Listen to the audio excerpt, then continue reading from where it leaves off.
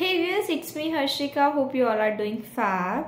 तो आज की वीडियो में हम बात करने वाले हैं कोर्स नंबर 8 के यूनिट नंबर 5 की. इसके यूनिट नंबर 1, 2, 3, 4 में पहले से अपलोड कर चुकी हूँ. आपने अब तक नहीं देखी है तो जाके देख लो, link is in the description. तो बिना कोई टाइम वेस्ट करे हम सीधे चलते हैं कंटेंट की तरफ.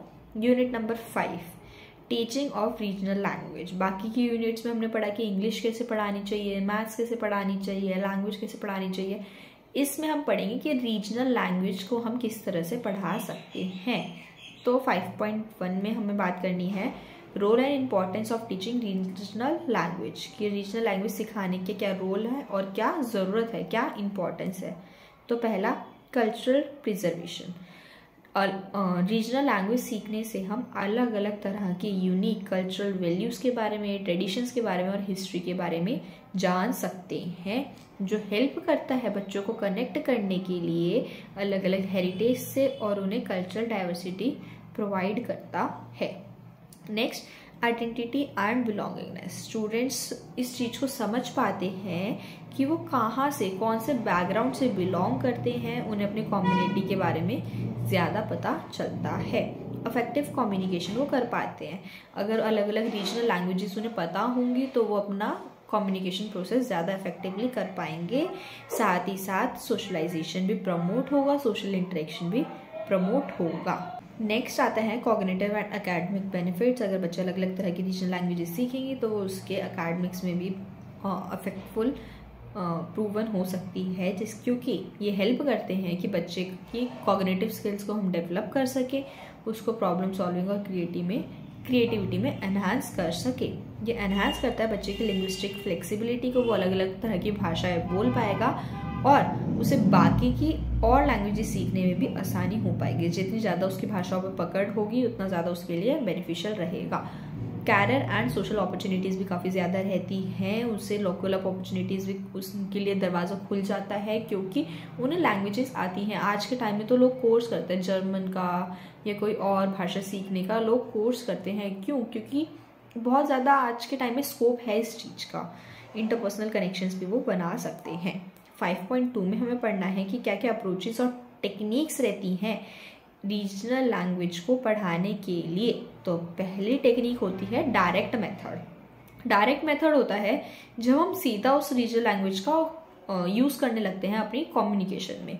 Use simple language, visuals and real life objects to introduce vocabulary. हम नॉर्मल जैसे हम कहेंगे ये पेन है, पेन को इस भाषा में क्या कहते हैं, कलम कहते हैं, इसको इस भाषा में क्या कहते हैं. मतलब हम नॉर्मल ऑब्जेक्ट्स ले रहे हैं, आंख नाक बता रहे हैं, कलर्स बता रहे हैं, गिनती बता रहे हैं, कोई सामान बता रहे हैं, फिर धीरे धीरे हम सेंटेंसेस बता रहे हैं.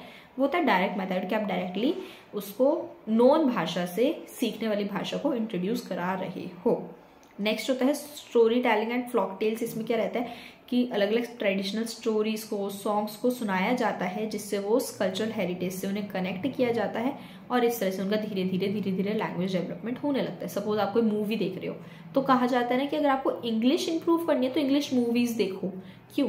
क्योंकि अगर आप वो इंग्लिश सुनोगे, साथ में सबटाइटल्स पढ़ोगे तो आपका लैंग्वेज डेवलपमेंट होने लगता है. फोनिक्स एंड वोकैबुलरी बिल्डिंग, ये टेक्निक रहती है जहाँ पे आप साउंड्स, लेटर्स और वोकैबुलरी पे फोकस करते हो, इन्हें धीरे धीरे इंप्रूव करते हो जिससे बच्चे की स्पेलिंग और रीडिंग स्किल्स इंप्रूव हो सके. नेक्स्ट मेथड आता है हमारे पास इंटरेक्टिव एंड ग्रुप एक्टिविटीज़. इसमें हम रोल प्ले कराते हैं, ग्रुप डिस्कशन कराते हैं, कोलैबोरेटिव प्रोजेक्ट्स करवाते हैं जिससे बच्चा अपनी कम्युनिकेशन स्किल्स को इंप्रूव कर सके और साथ ही साथ कॉन्फिडेंस भी बिल्ड कर सके. नेक्स्ट अब हम आते हैं टोटल फिजिकल रिस्पॉन्स. इसमें क्या रहता है कि हम पेयर करते हैं लैंग्वेज विद फिजिकल मूवमेंट्स को, एक्शंस को, लाइक एक्शंस और गेस्टर्स. इसमें आप बच्चों को भाषा सिखाते हो with some body gestures and positions. तो बच्चे को इस तरह से धीरे धीरे अपनी न्यू लैंग्वेज से गो थ्रू होता है. नेक्स्ट आता है ऑडियो विजुअल एड्स. हम बच्चे को कुछ वीडियोस, पिक्चर्स और सॉन्ग्स दिखा के सिखा रहे हैं. हम ऐसे लैंग्वेज गेम्स या फिर लैंग्वेज लेसन्स में एंगेज कर रहे हैं बच्चे को, जिससे बच्चे की लिसनिंग और स्पीकिंग स्किल्स इंप्रूव हो पाती है. नेक्स्ट आते हैं हम लोकल राइम्स और पोएम्स का यूज़ कर रहे हैं बच्चों को उस तरह की रीजनल लैंग्वेजेस और पोएम्स, रीजनल लैंग्वेज की पोएम्स और कहानियाँ कविताएं सुना रहे हैं, जिससे बच्चे का लैंग्वेज डेवलपमेंट हो पाता है। जैसे आप देखोगे बेशक आपके बोलने की लैंग्वेज कुछ और हो, लेकिन आपकी मम्मा आपको बचपन में कोई लोरी सुनाती होगी किसी और भाषा में, उनकी गाँव की भाषा में, तो आप वहीं से थोड़ा थोड़ा उस लैंग्वेज के बारे में जानना शुरू कर देते हो। ये हेल्प करता है मेमोराइजेशन में। वो लोरी आपको याद रहती है, बेशक आपको मतलब ना पता हो, बाकी की भाषा ना पता हो, लेकिन वो लोरी याद रहती है। तो ये हेल्प करता है मेमोराइजेशन को इम्प्रूव करने के लिए, प्रोनाउंसिएशन को इम्प्रूव करने के लिए। 5.3 की अगर हम बात करें तो इसमें पढ़ना है हमें कुछ स्टडी स्किल्स के बारे में और रेफरेंसेस स्किल्स के बारे में। स्टडी स्किल्स क्या होती हैं, ये हम क्या क्या स्टडी स्किल्स प्रोवाइड कर सकते हैं रीजनल लैंग्वेज को पढ़ाने के लिए। तो पहला, एक्टिव रीडिंग हम करवा सकते हैं, जिससे बच्चा उस भाषा की टेक्स्ट बुक्स पढ़ेगा, जिससे उसकी वोकैबुलरी इंप्रूव होगी और वो समराइज कर पाएगा मेन आइडियाज़ को, जिससे उसकी अंडरस्टैंडिंग इंप्रूव हो पाएगी। नोट मेकिंग पे हम आते हैं, जिसमें बच्चा नोट्स बनाता है, ग्रामेटिकल रूल्स लिखता है, वोकैबुलरी लिखता है, कुछ इंपॉर्टेंट पॉइंट्स लिखता है और लैंग्वेज को रिटेन करता है और ऑर्गेनाइज करता है फॉर फ्यूचर यूज। नेक्स्ट आते हैं मेमोरी एड्स। इसमें हम फ्लैश कार्ड्स का, मैप्स का यूज करते हैं, और इधर फोकस किस पे रहता है, वोकैबुलरी को याद कराने में और ग्रामर स्ट्रक्चर समझाने में। नेक्स्ट हम आते हैं प्रैक्टिस एंड रिपीटेशन। इसमें बच्चा बार बार उस चीज़ की प्रैक्टिस करता है, लिख के देखता है, बोल के देखता है, सुन के देखता है और धीरे धीरे बच्चे का लैंग्वेज डेवलपमेंट होने लगता है। आगे आते हैं हम सेल्फ असेसमेंट। इसमें हम रिव्यू करते हैं बच्चे के प्रोग्रेस को, कैसे कुछ क्विज़ से, कुछ सेल्फ रिफ्लेक्शन, लैंग्वेज स्किल से हम ऐसी कुछ एक्टिविटीज में से एंगेज करते हैं, और जहाँ जहाँ पे हमें ज़रूरत लगती है कि हाँ इधर ज़रूरत है इस बच्चे को इम्प्रूव कराने की, वहाँ पे फोकस करके बच्चे के ग्रे एरियाज पे वर्क किया जाता है कुछ रेमेडियल एक्शंस के द्वारा। नेक्स्ट हम आते हैं रेफरेंस स्किल्स। क्या होती है, अभी हमने स्टडी स्किल्स पढ़ी, रेफरेंस स्किल्स होती हैं जो हम डिक्शनरीज का और ग्लोसरीज का यूज़ करें बच्चे की लैंग्वेज डेवलपमेंट के लिए।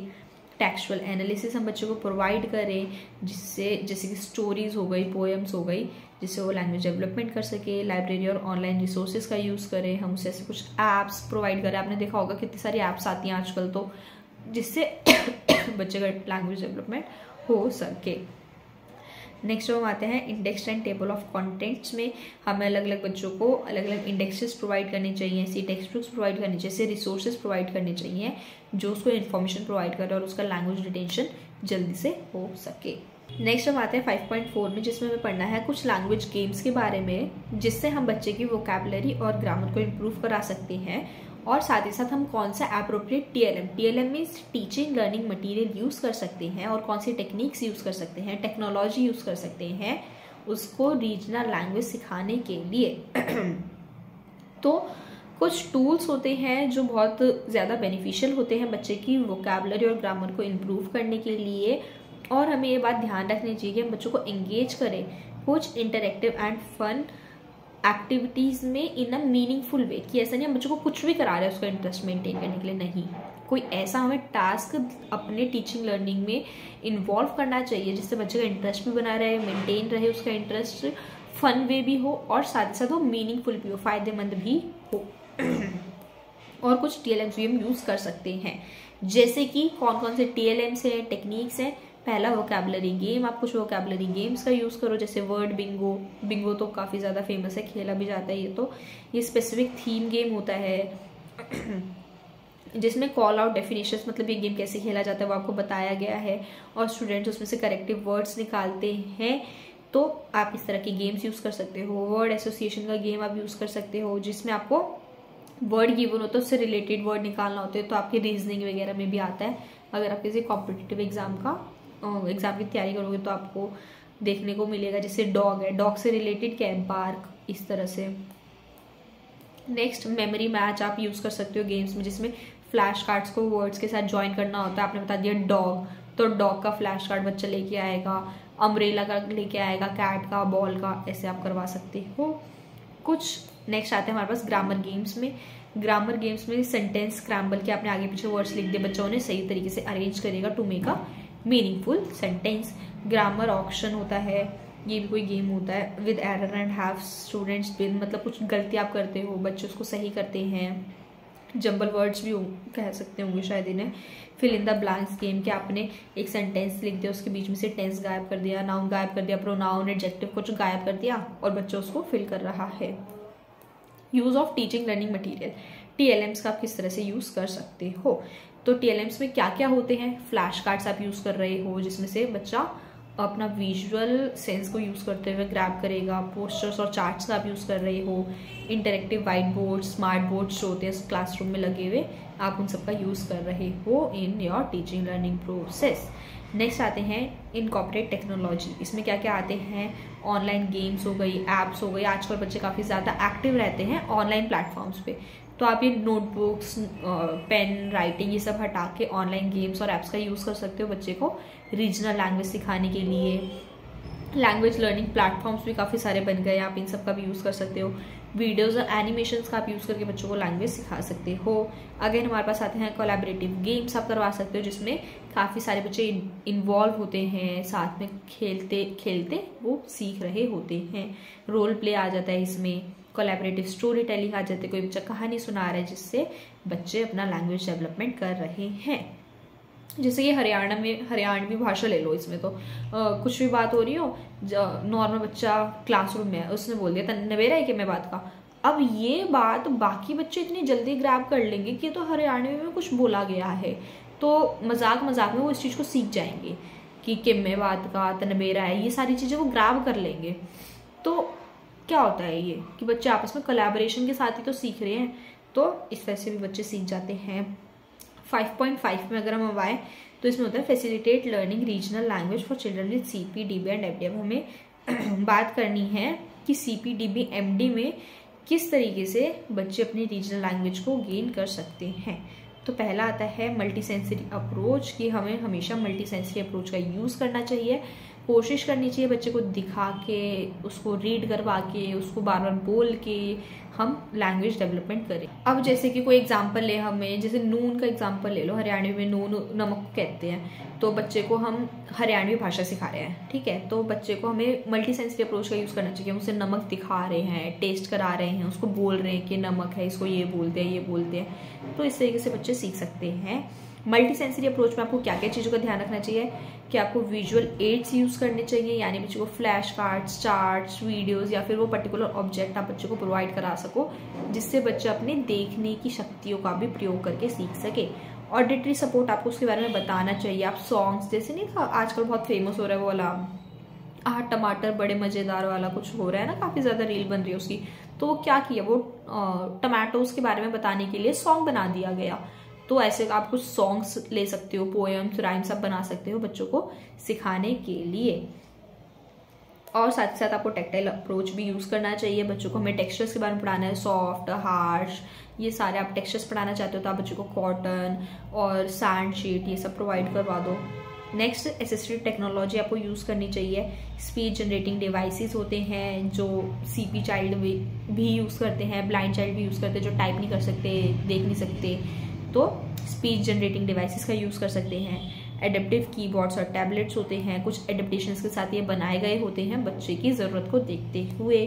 वॉइस रिकॉग्निशन सॉफ्टवेयर्स भी होते हैं। ये सारे टेक्नोलॉजीज बेस्ड आपके एडेप्टिव टूल्स हैं, असिस्टिव डिवाइसेस हैं। नेक्स्ट अब हम आते हैं सिंप्लीफाइड लैंग्वेज एंड रिपीटिशन, कि आपको कोशिश करनी चाहिए कि आप लैंग्वेज के शॉर्ट सेंटेंसेस पे पहले वर्क करो, उन्हें प्रैक्टिस और रिपीटिशन के साथ बच्चों को करवाओ।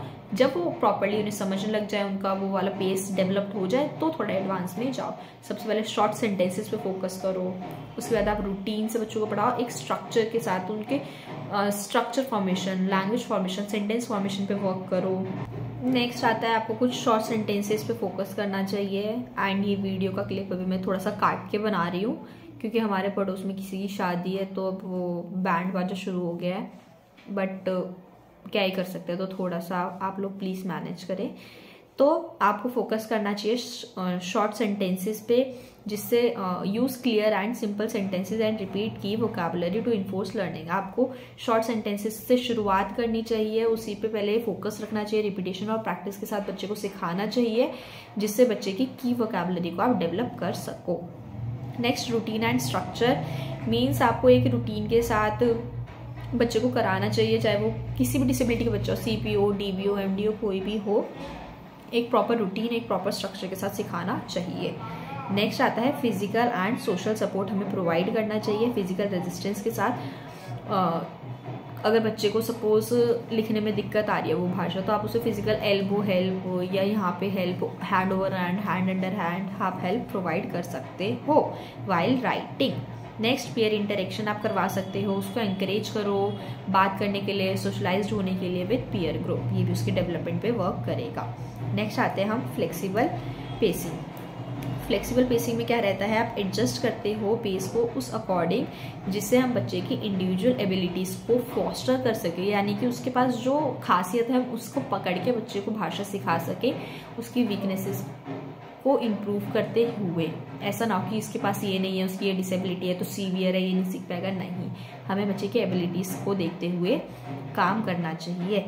एंड ये इंश्योर करना चाहिए जो लर्निंग है वो रश ना हो, इट्स नॉट रश्ड। ऐसा ना हो कि हम जल्दी जल्दी चल रहे हैं, सिलेबस जल्दी जल्दी चला रहे हैं, उसे आ नहीं पा रहा है, या फिर एकदम से एडवांस लेवल पे जा रहे हैं, नहीं, एक प्रॉपर पेस में काम होना चाहिए। और इस बात का ध्यान रखना चाहिए कि जो बच्चा है वो इन्फॉर्मेशन को एब्जॉर्ब करे, कंज्यूम करे, जिससे ज़्यादा अच्छे से स्पीड अप कर सके वो अपनी पढ़ाई को। अगर उसका बेस स्ट्रांग होगा तो ही तो आगे जाएगा। बच्चे की फोनिक साउंड शुरुआत में अच्छी हो पाएगी तो ही वो 5th 6th में जाके अच्छे से रीडिंग कर पाएगा। तो इसलिए हमें बच्चे के बेस को एकदम परफेक्टली बिल्ड करने पे फोकस करना चाहिए। इसी के साथ हमारा यूनिट 5 कंप्लीट हो जाता है। बहुत ही आसान यूनिट था, मेन टॉपिक्स आपको पढ़ने थे, आपको खुद को भी पता, अगर आप किसी भाषा को सीखना चाहते हो तो आपको क्या क्या एडेप्टेशंस करनी चाहिए, क्या क्या आप टेक्निक्स यूज कर सकते हो, क्या क्या आपके पास माध्यम है, रिसोर्सेज हैं, आपको क्या क्या बातों का ध्यान रखना चाहिए और उस लैंग्वेज डेवलपमेंट से क्या होगा। दैट्स इट, इतना ही आपको इस यूनिट में करना था। एंड यहीं पे आपकी ये यूनिट भी खत्म होती है, साथ ही साथ आपका कोर्स 8 का कंटेंट भी खत्म होता है। कुछ समझ में ना आया हो तो मेरे से पूछ लेना अपने डाउट्स टेलीग्राम ग्रुप पे, प्लस ये पीडीएफ, ये नोट्स की पीडीएफ मैं टेलीग्राम ग्रुप पे शेयर कर दूंगी। ज्वाइन नहीं किया है तो कर लो, link is in the description. मैं टेलीग्राम ग्रुप का लिंक भी डाल दूंगी। एंड मैं वो ज्वाइन करने को क्यों कह रही हूँ, क्योंकि ये पीडीएफ आपको वहीं मिलेगी। एंड एडिशनली आप में से काफ़ी सारे बच्चे मेरे को इंस्टाग्राम पे मैसेज करते हो।